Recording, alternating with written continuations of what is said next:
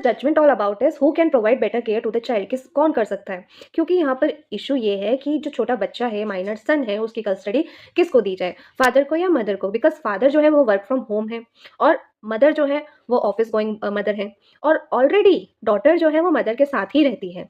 तो initially lower court ने जो चाइल्ड की कस्टडी है वो मदर को दी थी, क्योंकि उस टाइम पर बच्चा जो है वो 5 साल से छोटा था।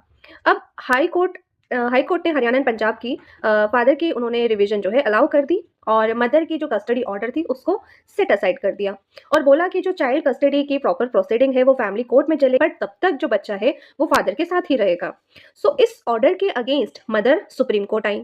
तो ऐसे में सुप्रीम कोर्ट ने क्या ट्राई किया, पहले सुप्रीम कोर्ट ने मीडिएशन करवाने की कोशिश की, दोनों ही बच्चों से और पेरेंट्स से पर्सनली इंटरेक्शन करने की कोशिश की, जिसमें कि सुप्रीम कोर्ट ने नोटिस किया कि जो बच्चे हैं वो दोनों के साथ ही रहना चाहते हैं, बट पेरेंट्स के बीच में इश्यूज कुछ ऐसे हैं, मतलब कि एटीट्यूड के, एडजस्टमेंट के हैं, जिसके चलते सुप्रीम कोर्ट ने उनके 3 महीने में सारे केसेस पे स्टे लगवा दिया, और दे आर होपिंग कि रिकंसिलेशन हो जाए, बट ऐसा हुआ नहीं, सेटलमेंट फेल हो गया, जिसके चलते मदर ने म्यूचुअली डाइवोर्स प्रपोज की और फादर ने मना कर दिया।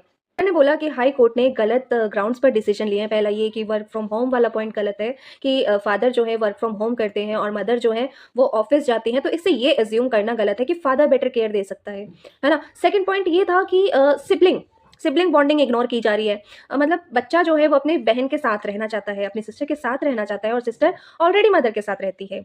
तीसरी चीज, स्कूल के डिस्टेंस का ऑब्जर्वेशन गलत था, क्योंकि बच्चे का जो स्कूल था वो मदर के घर से ज़्यादा नज़दीक है, वहाँ से दूर नहीं है। चौथी चीज़ ये कि कोविड के टाइम पर ट्रैवल का इररेस्पॉन्सिबल बोलना गलत है, क्योंकि मदर जो है पहले ही वैक्सीनेटेड थी और काम के लिए ट्रैवल किया करती थी। तो ऐसे में फादर ने, यानी कि रिस्पोंडेंट ने अपने आर्ग्यूमेंट में क्या कहा कि हाई कोर्ट का जो डिसीजन है वो एकदम सही है, और बार बार कस्टडी चेंज करने से चाइल्ड की मेंटल हेल्थ पर इफेक्ट पड़ेगा, चाइल्ड की मेंटल हेल्थ के लिए हार्मफुल है, और साथ ही साथ मदर के वीकेंड विजिटेशन राइट्स पर उन्होंने रोक लगाने की डिमांड करी।